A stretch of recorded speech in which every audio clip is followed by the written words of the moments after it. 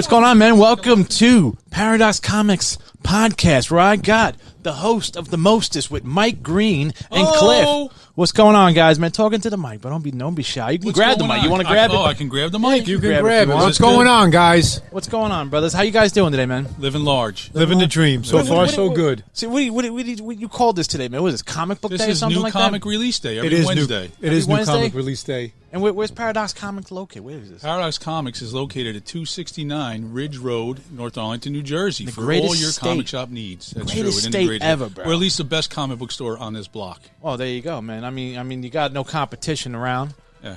You know, That's debatable. That's why Mike and I have no competition. No, you guys are great, dude. If I really wish I was in the comics, like this would be paradise, bro. This would be paradise. It is. Man. We're also known as almost Paradox. They paved Paradox and put up a Parking lot. I think. That's right. That's how it is. What? Yeah, that's how it is. Just like the song. How do you guys like? What would you tell people to expect when they come in here? Fun, a good time. You know, we treat you like family, like a distant third cousin. Yeah. You know, we have a little bit of everything here. We got all your comic needs. We got Pokemon, TCG cards, Magic, Yu-Gi-Oh, a little bit of everything. Funko Pops. You got a bunch of CGCs I see behind you. That's Kliff's expertise. We do have CGCs, which is my preference. CGCs, graded books, Silver Age books, Bronze Age books. Which one? That's more of my cup of tea. Who's better though, CGC or what's the other one called? CBCS? Yeah. Well, they're not really regarded as highly as CGC. CGC is pretty much a standard for comic grading, although they've had some issues lately. Yeah, what's going on with that? That was it like a? They said there's like a bubble in it, or there's. They say the bubble and some of the wells kind of curve, and then they were maybe too small for the books people were sending in, so they were using a different inner sleeve in the well when they encapsulate the book. I don't know, man. I don't know. You're paying all that money, bro, and you're gonna get something back that's pretty funky. You are paying all that money, and I think it's due to the influx of everybody sending in books recently. Within COVID in the last couple of years, a lot of people just sending in their books, trying to get a high grade. You think trying to flip it and just make some money, which is, to me, ruins the hobby when people just do it for that. Do you think? Do you think that? What am I talking about here? Do you think that basically, like doing CGC and stuff like that is even worth it anymore? I think it's worth it for I would recommend it more for the intrinsic value of a comic.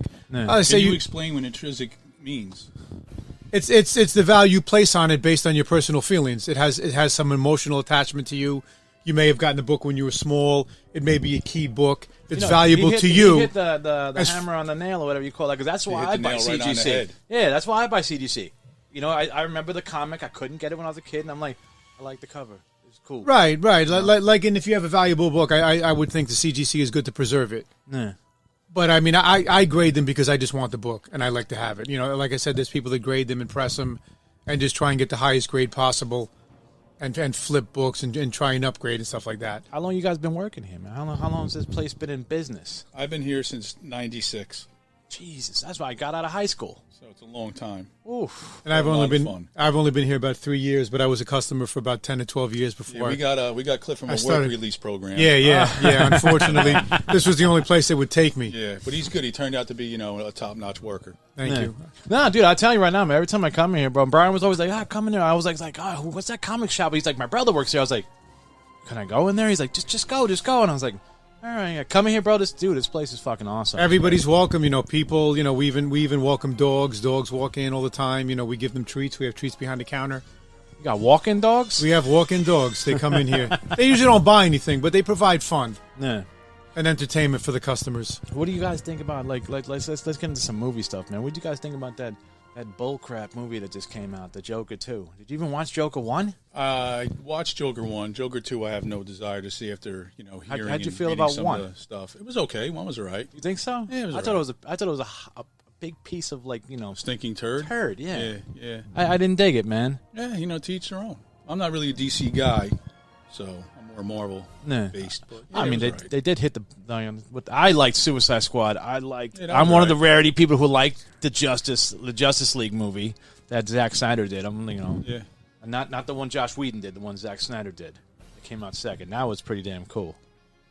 What do you think, Kliff? I found the Justice League movie entertaining.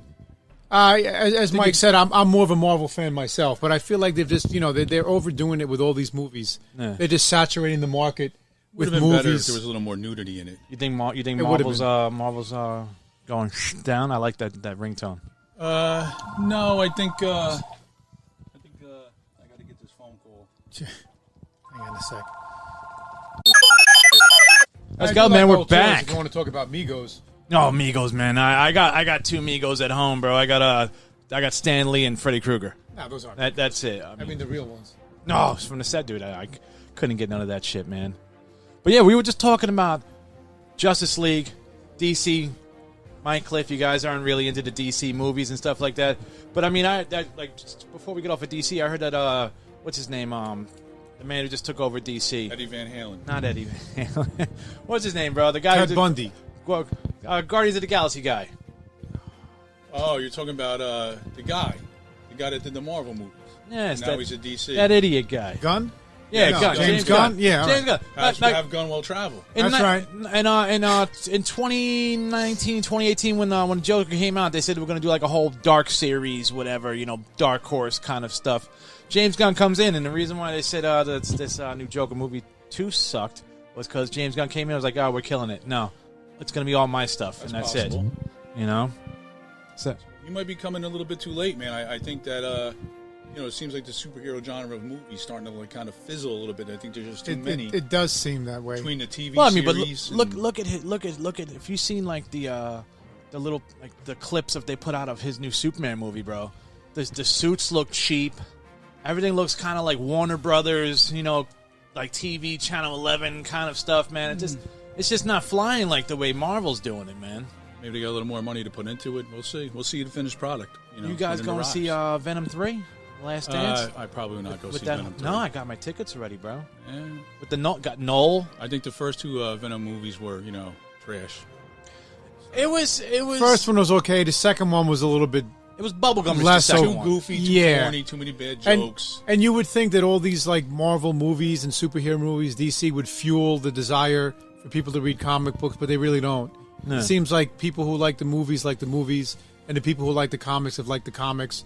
Like, I don't think kids are going to the movies and coming in here and saying, hey, do you have a comic book of so-and-so? It's very, very rare. Well, it seems like they're clashing, though. It's like the comic guys for the movies are like, it's not like the comics. And the movie guys for the movies are like, oh, we don't care about the comics, bro. We just want a good movie. Oh, yeah, they want to make it more entertaining. I mean, like I said, Mike and I and people our age and grew up reading the comics, so those are the stories I know. Those are the origins I know. Those are the ones I like. But when you make a movie, you have to appeal to a mass audience. You want everyone. It's about making money when you make a movie. And being inclusive and things like that. Yes. That comics are usually the more just like you read it, you see a good guy, bad guy. It's very, very simplistic, and you always want to see the protagonist, come out ahead. The movies do help with the first appearance. Everyone looks for the first appearance of that character who was in the movie.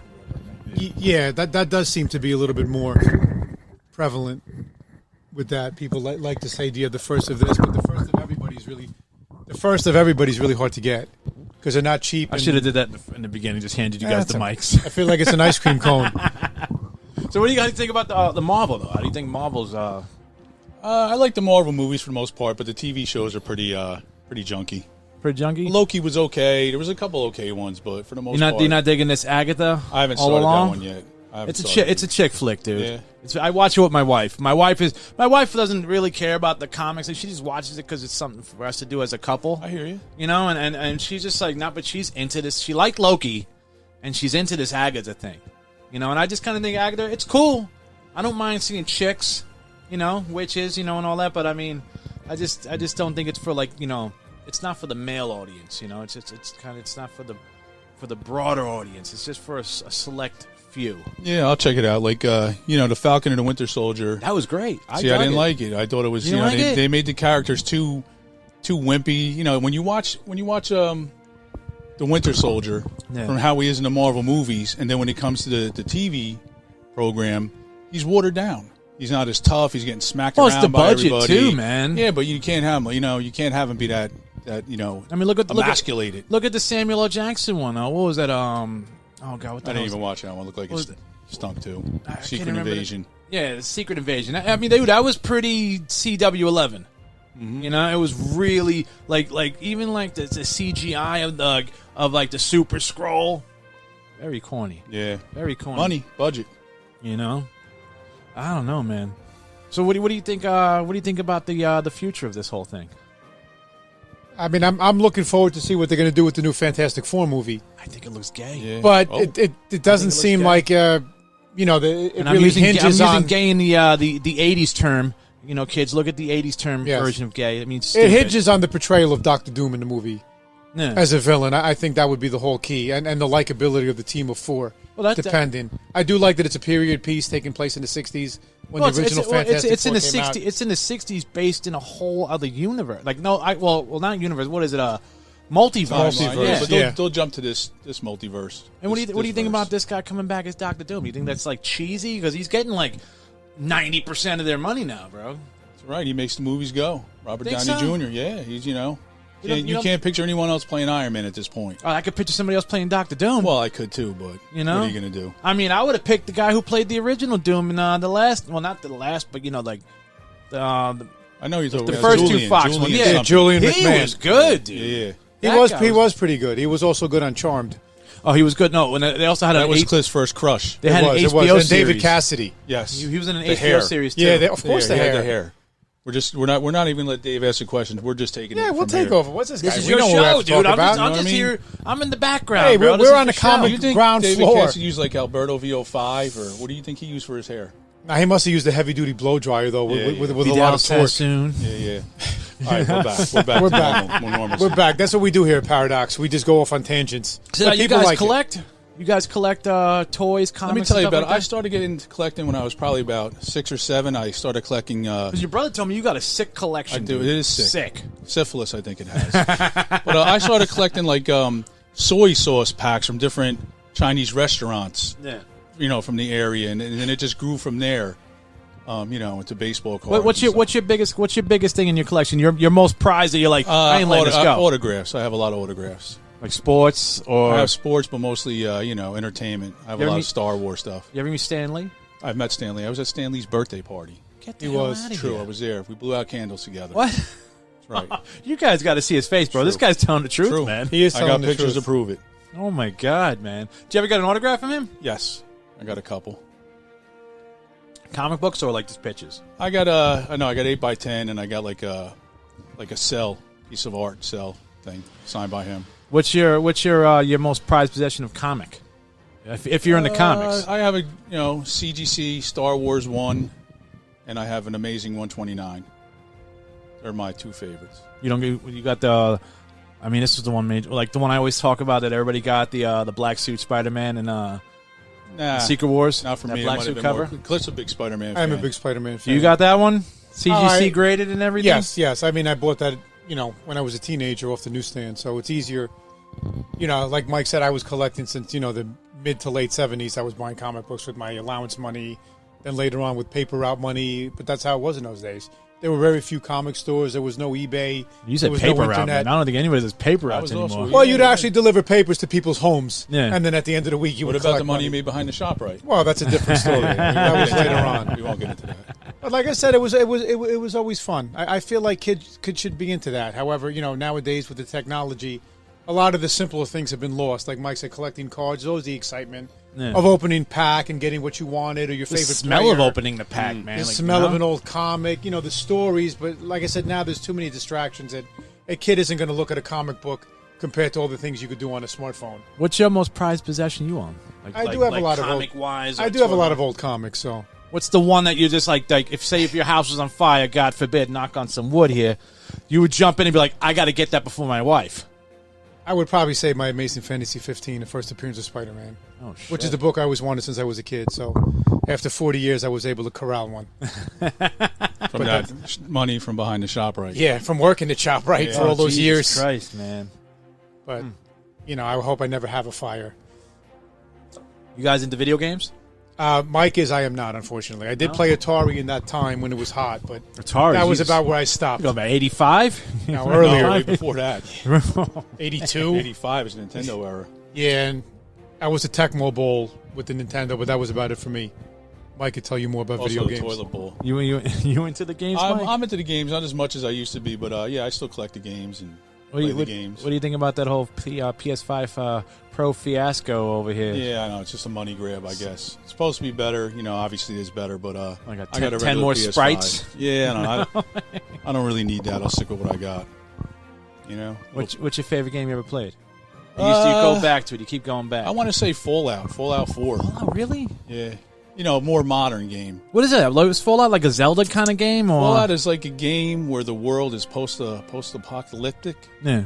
There's mutants and creatures and But is it in the style of like Zelda or like no, Dragon's Lair or something like that? No, it's in the style of like real life. Like if everything was burnt up and mutated. You're out in the world, wandering around, collecting things and killing stuff. Is it like the show?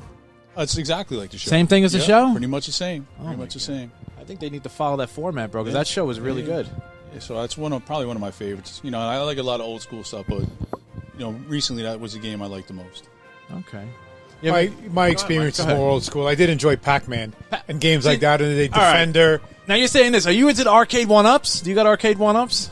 Since you're talking about the old school stuff? I've played them in arcade when I was that age, but I don't know what one-ups mean. Those things. It's like home. Oh no, now home arcades you could get like in Walmart and put them together in your house, and it's like I haven't done that. Games in them. I mean, it sounds intriguing, but I feel like after a while it would just be like anything else. It was. You'd have it and think it's cool, and then it would just be taking up room. It was a 2020 grab.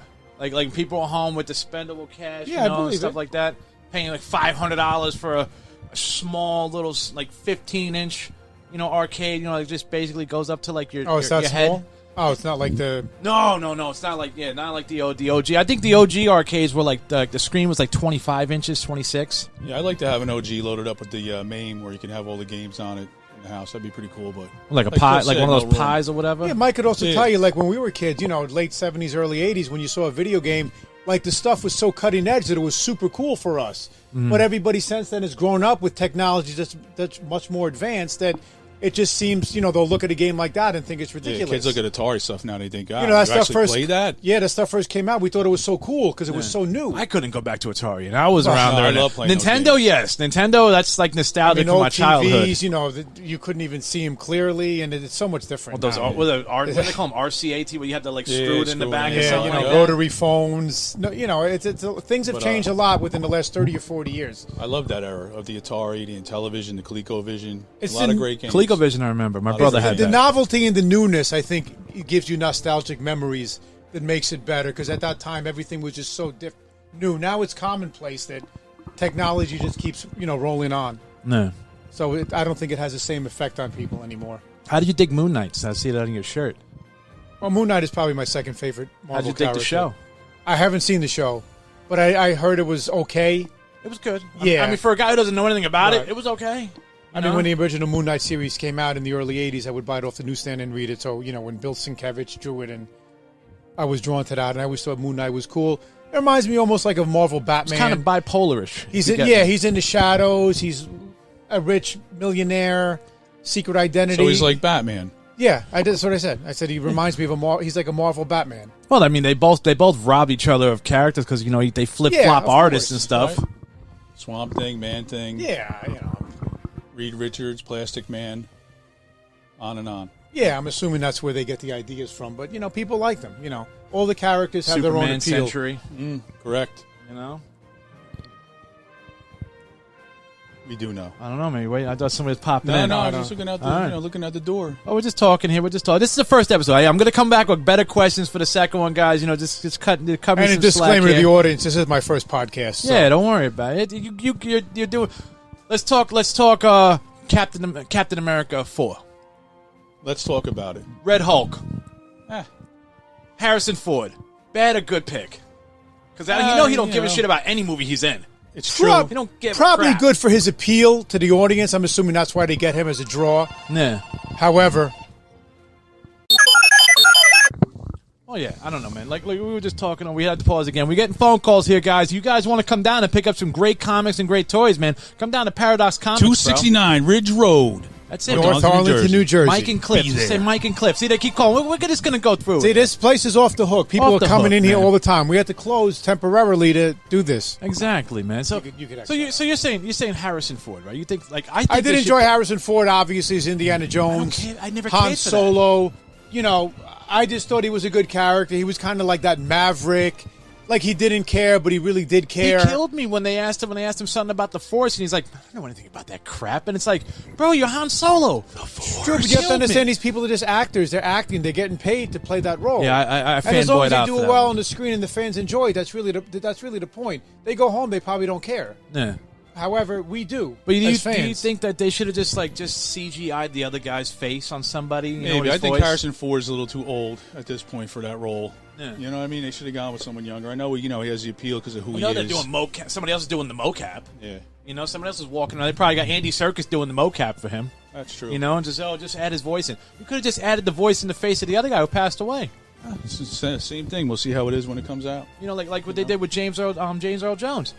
They signed a contract before he died stating that they could use his likeness and his voice from here to any other universe. That's what Disney does now. They sign contracts where they can use your face and likeness in any universe. I am your just father. In case they go to a different world, No, I am your father. And I kind of think Star Wars is dead to me. It's dead. It's done. Star Wars will never die. Star Wars is one of the greatest movies of all time. No, I remember the new stuff. Yeah, the newer Star stuff. Wars. The Disney The Star Mandalorian, Wars. No. The Mandalorian, it rocks, but most of the other things. Ahsoka was okay, but some of these other shows are just. I didn't mind season 3 of Mandalorian. I did not mind it. A lot of people were like, they were going with the MCU and the Star Wars, but I was like, I don't care, dude. She's a Book of Mandalorian. Boba Fett was terrible. You didn't like it? No, terrible. One of the worst Star Wars. Boba Fett, dude. I don't know, for some reason I just You gave it a love Boba pass. Fett, I gave it a but that pass was because of Boba Fett. My favorite character in Star Wars, but that was terrible. I give it a pass, man. Absolute garbage. And they're not bringing him back. He said he's not going to be in the Mandalorian. Yeah, good. We don't need him back. You don't need Boba Fett back? Nope. Let's should have move left on. him in the Sarlacc pit. Let's move. That's where he should have stayed. When you try to create backstory for a character, after many years, it seems to never really work out. Let it be. Just let it be. I mean, I concur. What do you think about the Star Wars universe now? Like I said, I not pre-Disney. What is it? What is it? Like, is it after Disney? Whatever they call that. Post-Disney. I would say the movies, except for Rogue One, have just gotten progressively I worse. agree. Rogue One was good. Each installment seems like it was worse. Were you there? I was there night 1 for The Force Awakens. 2 nights in a row. I was there. Second night I fell asleep because I worked like a whole shift, and I went there. And my wife was like, "Get out of the movie. We got to go. You're snoring. People are looking at you." Yeah. But I mean, I was there 2 days in a row, man. First 2 nights, bro. Then once the what was that? What was the other one that came out? The Last Jedi or whatever. Yeah. That killed it.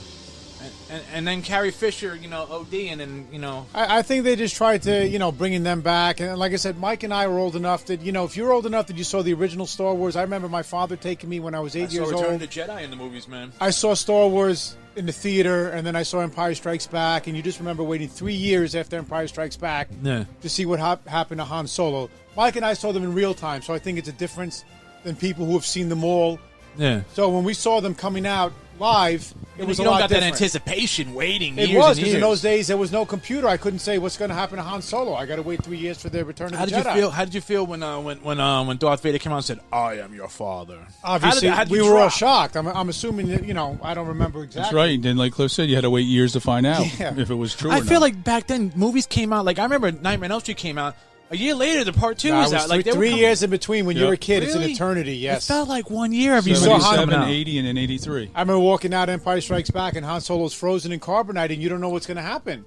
And it's like, coming in spring of 1983, Return of the Jedi, and you're like, that's 3 years from now. Yeah. And as a kid, that seems like it's an eternity. What do you think about? And you actually really care. At this point, I wouldn't care as much, but Disney buys. When I was 12, Disney buys Star Wars, right, from George Lucas.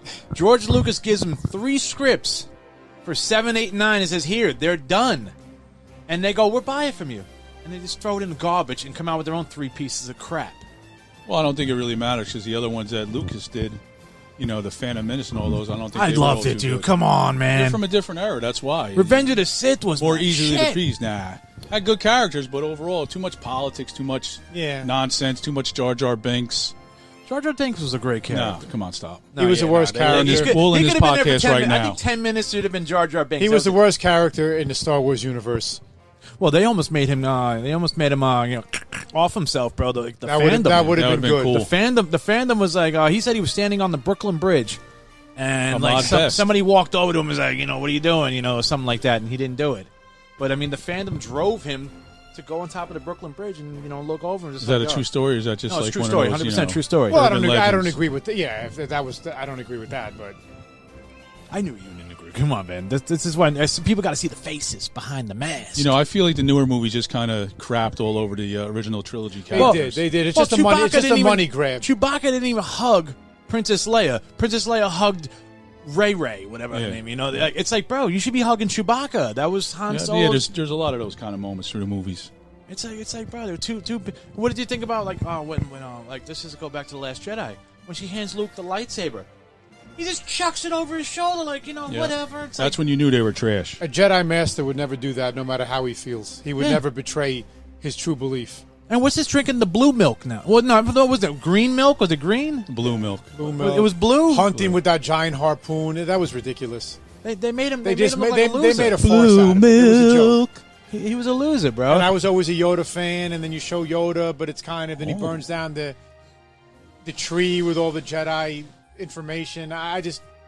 Those movies just were bad. Oh, they stuck. Ray snuck it out though. Ray snuck out the books. Because Ray's the greatest. New movies coming with her now, so we'll see. No, I heard they canceled it. No, I didn't hear that. Yeah, they with the new Ray movies. I didn't even hear they were even making movies with her. They put it down, bro. They canceled it for now. Probably but they're a good going idea. with Mando. I'm sure they think they can make money. They'll make a movie. I don't think they'll make any money with her, man. Well, look at what was that? The last one that just came out, man. What the hell was that thing called? Well, like Mike The said, Acolyte. No, I'm pretty sure those movies are still coming. I think she's gearing up for it. Because I mean, look how they did in The Acolyte, bro. They made what's his name? Oh God, man, Palpatine's master. What was his name? Darth Plagueis. They made him look like a stalker in a cave, bro. It's like, bro, Plagueis was a rich Mune, coming from legacy money, and you just basically you have him stalking him in a cave. It's like, what are you doing with this guy? He's the key to reincarnation. he is. Well, I don't know, man. Some people say that Palpatine was the one that made Anakin. It wasn't Darth Plagueis. Some people. Oh, I mean, what we got? We got some customers. Hey, we still roll, man. We still roll a little bit, man. We got a couple more minutes, man. Hang on one second. That's right. All right, we're back, man. Let's do this. Is the last segment we're going to do. We're back. Penguin Show. You watching it? I have not. I want to see it. It looks really good. I hear good things 3 about episodes it. in. You watched it yet, Kliff? I have not seen it. No, I'm not as in tune to the new shows as Mike is. I'm more of a sports fan. I hate the Batman because I had to sit there for 3 hours and my tailbone's killing me. And I went to the movie theater over there in Clifton. Okay. And they have seats from the 80s still. Yeah. You know how you don't have the recliners and seat caucus? No, man, they got the old school seats from the 80s like you're sitting in your gym in high school. Yeah. My tailbone was killing me for 3 hours. That's how you got the hemorrhoids, right? Exactly. Yeah. That's why I have to bring back drive-in movies. People are missing out on what was a good time. Well, they just got to fix the seats in that movie theater. Anybody goes to the Clifton one there, out there in Clifton right by the Target, get ready for your tailbone to be killing you, bro. I haven't been there in a while. But, the Penguin does look good. The guy's unrecognizable. I didn't like him in the movie, but I'm watching the show and it's like Soprano-ish. Yeah, here it's very good. Very violent, dark. Now, I tell you right now, they're already dropping like Batman hints, but I don't know if they're going to bring Batman in. And this last episode, the third one, they drop Poison Ivy hints. Yeah. Well, who's the law in Gotham when the Penguin's running amok? There's no law in Gotham, or is it Commissioner Gordon? Well, they're not showing the law. Show. They're just doing showing him just trashing everything. Being Well, a bad guy? it's showing the mafia style. It's like him like it's like his way up to power. I'm assuming. So he's like John Gotti in the show. More like Tony Soprano. This takes place after the Batman movie, right? Yeah. This is right. This is like I think maybe like a year or two after the Batman. Yeah. It looks real good. Next time we do a podcast, we'll have more info about it. Oh, you gotta watch it. I gotta watch episode 3 tonight, man. But I mean, the first 2 episodes, it's really good, man. I didn't like it because I'm like, where's the long nose? Where's the top hat? But this is just like the beginning. Yeah. You know? Listen, you go get to suffer some s'mores. We'll go meet at Kliff's house tonight, and we'll binge it. We'll binge the Penguin. We could binge it. Clothing optional. 45 minutes an episode. Yeah, not bad. I don't understand. I mean, I like Disney and all that. It got me used to like these 30 minutes, 25-minute. Now HBO on a 45, 50-minute shows, and it's like, bro, I don't know. Did you see the new Beetlejuice? I heard it was garbage. Yeah, I heard it was. Okay. I heard it was garbage, man. Check it out. I mean, I'll watch it, but I mean, it's not something I was going to pay to go to the movies.